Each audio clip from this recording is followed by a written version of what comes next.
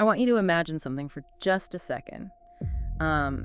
Picture yourself standing outside, like really late at night. Right, completely alone. Exactly. You're miles and miles away from the glow of any city lights. It is just you, surrounded by that, profound, ancient, kind of comforting silence of the cosmos. Yeah, that deep quiet. Right. And you look up at billions of distant stars and you just feel that grounding isolation of being humanity, just out here alone on this little blue dot. It's a heavy feeling for sure. But then I want you to imagine waking up the very next morning to globally broadcasted, absolutely undeniable proof that we are not alone. Wow. Yeah, that changes everything. Right. How does that shift your reality? Like, how does that change the person you see in the mirror? I mean, it's a question that completely upends the human experience. It forces a total, basically instantaneous rewrite of our place in the hierarchy of the universe. It really does. Welcome, listeners, to another My Mind MashUps deep dive where we unravel mysteries, spark curiosity, and make sense of complex ideas together. Glad to be here for this one. Before we really get into it, I want to take a moment to specifically thank all the listeners who showed their appreciation by buying us a coffee. Yes, thank you so much. It really means a lot. If you would like to support our channel, the link is in the description below. Also, we are now available on Apple Podcasts. Which is awesome. Definitely. And don't forget to like, share, and subscribe if you enjoy content that makes you think. So, diving back into things. Yeah, so setting the mission for today's deep dive, we are really exploring the concept of disclosure and asking the hard question, is humanity actually ready for it? That is the million-dollar question. Right, because every deep dive we do here is about sparking curiosity, challenging assumptions, and expanding understanding.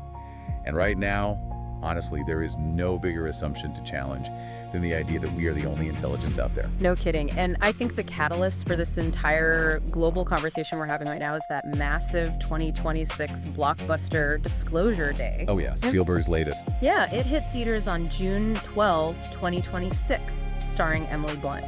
Now, to be explicitly clear here, this is a PG-13 science fiction thriller. Right, it's a movie. Exactly, it's pure movie magic, not a documentary. But its tagline is just chilling. It goes, "This summer, the truth belongs to 8 billion people." That's a great hook. It really is. And it has sparked a very real, very intense conversation about unidentified aerial phenomena, UAPs, and, what governments might be hiding. Well, what's fascinating about Disclosure Day is how effectively it acts as this cultural doorway. How so? It taps into the cinematic fantasy of a globally coordinated, shadowy cover-up. I mean, the narrative is thrilling. Yeah. But when you transition from that Hollywood narrative to the rigorous and honestly sometimes frustrating reality of official scientific investigations, the picture looks completely different. Exactly. It completely lacks that neat cinematic resolution. Okay, I hear the official stance. I really do, but I am having a really hard time squaring that with what my own eyes see. Which is a super common reaction. Because in the movie, you have these brave whistleblowers fighting against a massive conspiracy. But in reality, the official stance is just incredibly dismissive. Well, they rely on verified data. Right. The verified data from the U.S. All-Domain Anomaly Resolution Office, AARO, and NASA's 2023 Independent Study Team. They state unequivocally that there is absolutely no conclusive evidence of extraterrestrial technology. None.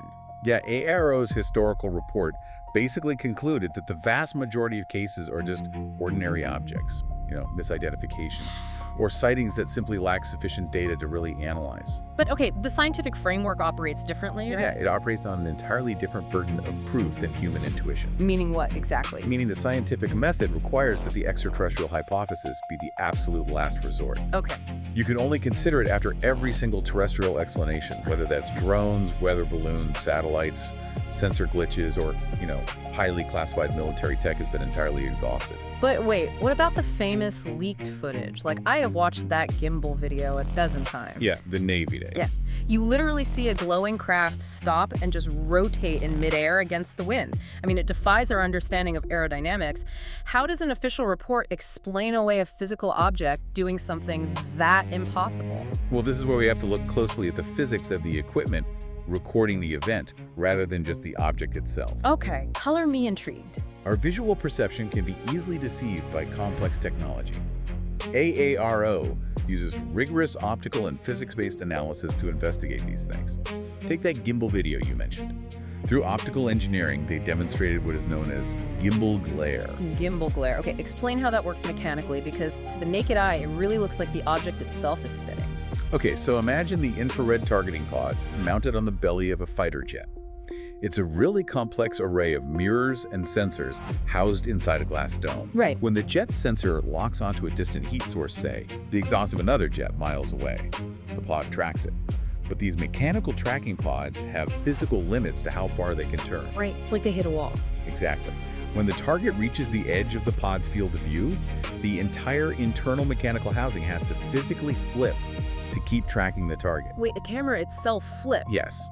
When that camera mechanism rotates inside its glass housing, the glare from the distant heat source, which is sort of smeared across the lens, rotates with it. Oh, wow. So you are not seeing a flying saucer spin in the sky.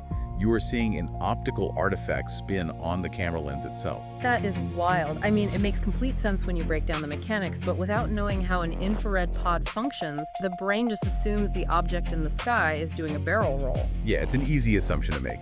Another great example is the parallax effect. Okay, what's that? Say you have a fighter jet flying at Mach 1, and its targeting pod locks onto a stationary weather balloon just floating low over the ocean. Okay, setting the scene. Because the jet is moving incredibly fast, and there are no stationary reference points in the background, just, featureless ocean water. The relative motion makes that balloon look like it is zipping across the water at hypersonic speeds. Oh, because there's nothing to anchor it against. Exactly. It is an optical illusion created entirely by the speed of the observer. Okay, so the military is applying rigorous physics to prove these aren't aliens. But this creates a massive friction point. How so? Because if the official reports are definitively saying there is nothing to see here besides weather balloons and camera glare, why is the public so incredibly suspicious? Well, there's a lot of mistrust. Right. I mean, it is not just internet rumors. We have highly credentialed people testifying under oath to the exact opposite. Yeah, that tension is the defining characteristic of the modern UAP debate. You have an overwhelming public demand for transparency colliding head-on with the deeply classified nature of national security. And the public isn't wrong to ask questions. Not at all, especially given the caliber of the witnesses stepping forward. Let's look at the July 2025 congressional hearings. You had Air Force veteran Jeffrey Nuzzatelli testifying about witnessing massive, unexplainable incursions at Vandenberg Air Force Base. Right. And then you have former geospatial intelligence specialist Dylan Borland, who claimed under oath that a 100-foot triangular craft hovered over Langley. Which is a huge claim. Huge. Borland even went as far as alleging the existence of hidden, decades-long crash retrieval programs. I mean, these aren't random people on the internet. These are individuals who held extreme security clearances. True. But as impartial observers of this data, we really have to look at the establishment's pushback just as closely. Okay, let's hear the other side. Former AIR Director Sean Kirkpatrick addressed these exact claims directly. He argues that while these whistleblower claims are often well-meaning, they are essentially unverified hearsay. Hearsay, even from intelligence officers. Yeah. He describes it as a decades-long game of telephone played inside highly secure, compartmentalized facilities. Oh, wow. Okay. So speculation morphs into accepted lore.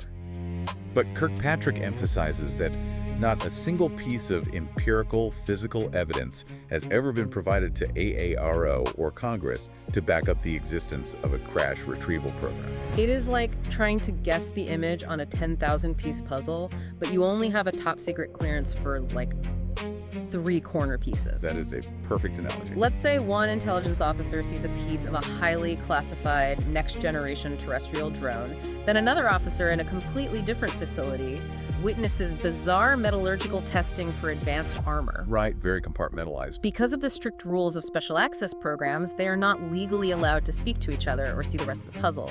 So their brains just fill in the massive gaps with the most fantastic narrative available. A coordinated alien cover-up. It's the blind man and the elephant.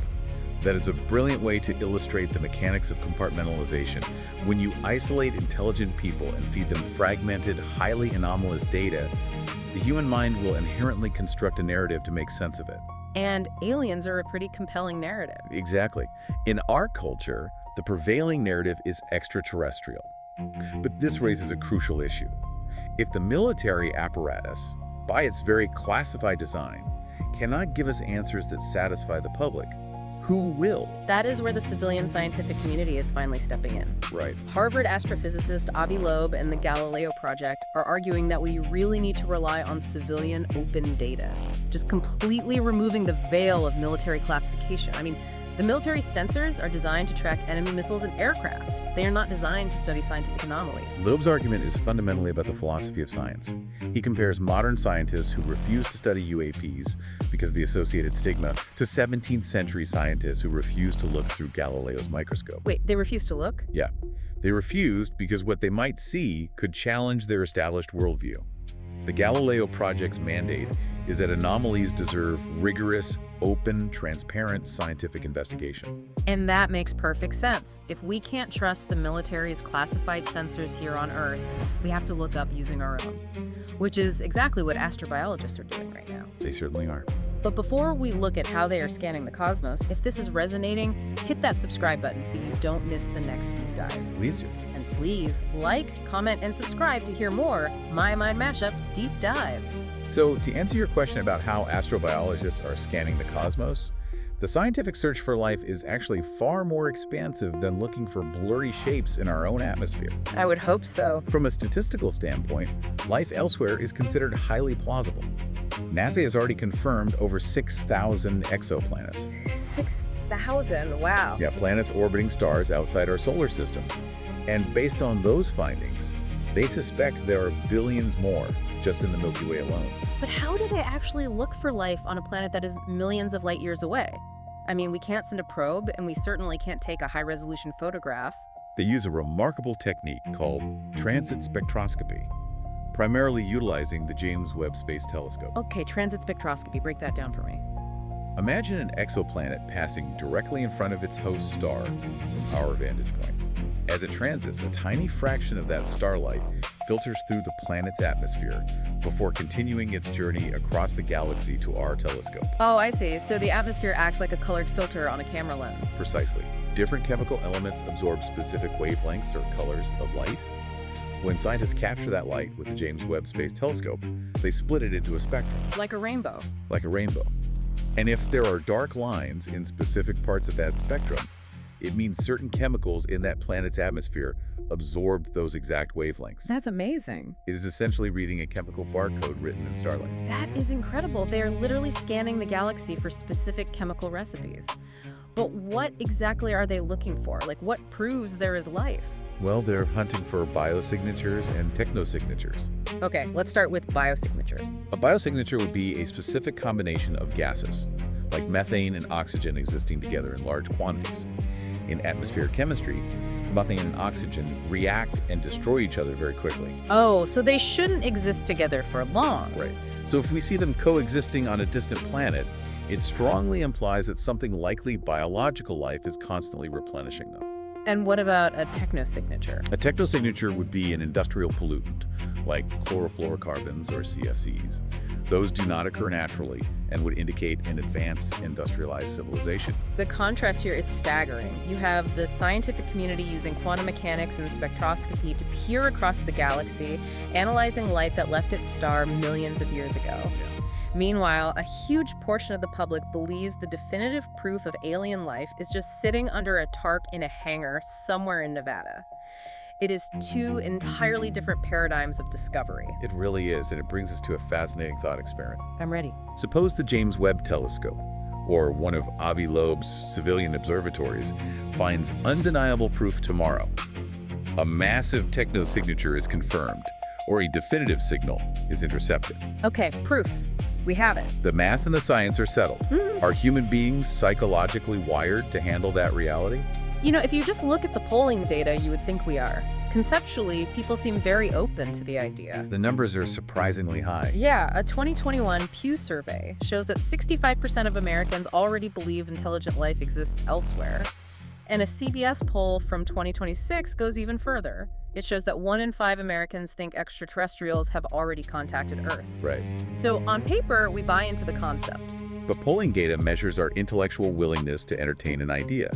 It doesn't measure our psychological resilience. That's a fair point. There's a massive difference between answering a survey question on a Tuesday afternoon and experiencing what psychologists call ontological shock. Ontological shock. I have heard that term thrown around a lot lately. Break down the actual mechanism of it. Why does it happen? Well, ontological shock is a severe, systemic disturbance of a person's fundamental beliefs about reality itself. Like reality is breaking.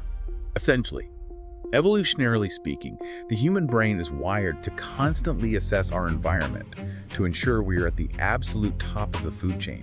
It is a survival mechanism. Right. The sudden, undeniable realization that humans are not the apex intelligence in the universe doesn't just register as an interesting news story. Subconsciously, the brain interprets a superior unknown intelligence as an apex predator. Oh, wow. So it's visceral. Extremely. It triggers a literal physiological fight-or-flight response. Your worldview doesn't just shift, it collapses. It makes me think of those DNA ancestry tests. You know, you spit in a tube and send it off thinking you are going to get some fun trivia about where your great-grandparents live. Yeah, exactly. But then you get the results back and you uncover a massive family secret, like hidden siblings or a different parentage that completely shatters your understanding of your own identity.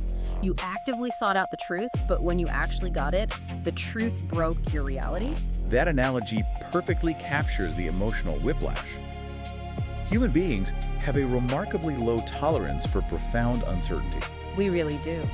When faced with an identity-shattering reality, like definitive proof of a vastly superior extraterrestrial intelligence, the human psyche will struggle to process that sheer scale of irrelevance. Irrelevance is a scary concept. To cope with that immense vulnerability, psychological models suggest many people will retreat into simple, localized conspiracy narratives. Wait, so even with definitive scientific proof from deep space, people would still lean into conspiracies? Yes, because a conspiracy is psychologically comforting. How? People will prefer to believe that a shadowy government cabal is faking the alien signal to control the population, because an evil human plot is still human. Oh, I see. It implies that humans are still the ones pulling the strings. It is much safer and easier for our brains to process terrestrial corruption than a chaotic, vast universe where humanity has absolutely no control. That is genuinely terrifying. Our own brains would actively fight the disclosure event to protect our egos. Exactly. And that is before we even factor in the absolute chaos of the internet. A real disclosure event today wouldn't happen in the 1950s with a single newspaper headline. It would unfold inside a digital media ecosystem entirely optimized for outrage, algorithmic manipulation, and monetization. That is the modern variable that earlier generations never had to consider. The moment a legitimate candidate signal or techno signature is announced, the information space would just flood. Oh, it would be a nightmare. You would instantly have deepfakes of world leaders surrendering to aliens, fake whistleblowers monetizing leaked documents that don't exist, and influencers accelerating conspiracies to complete with the official scientific statements. It would be impossible to filter. It would be an unprecedented crisis of epistemology. Like, how do we know what is actually true? How does the global scientific community even begin to plan for that level of information chaos? They were actively updating their protocols right now. The International Academy of Astronautics updated their SETI protocols.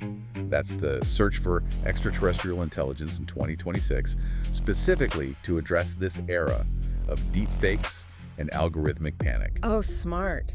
They recognize that independent, multinational verification is the only defense. The protocols clearly dictate that any candidate detection must be independently confirmed by rival international observatories before any public release or notification to political leadership. That makes a lot of sense. Because if an observatory in the US thinks they found something, but an observatory in China or Europe can't replicate it, you keep your mouth shut. Exactly. If they get it wrong, or if a bad actor hacks a major telescope's data feed, the resulting global panic would be disastrous. Right.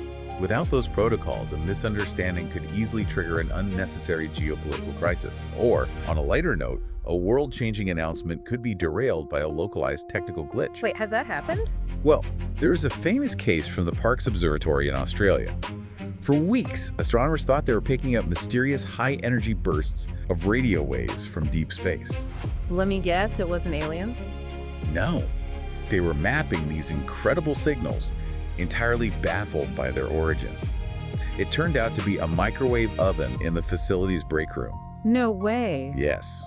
When a staff member opened the microwave door before the timer went off, it released a tiny burst of radio waves that the massive telescope picked up. You are kidding me. A break room microwave almost triggered first contact. Yep. That is simultaneously hilarious and a terrifying reminder of how careful we have to be. So we have talked about the scientific protocols, and we've talked about how individual minds might fracture under ontological shock, but what about our oldest, most deeply rooted institutions? You mean religion? Yeah. There is a massive science fiction trope that the day aliens are confirmed, global religions will instantly collapse because their creation myths are ruined.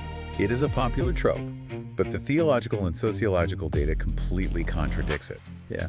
When you analyze the academic and theological frameworks of the world's major religions, they are incredibly robust and highly adaptable.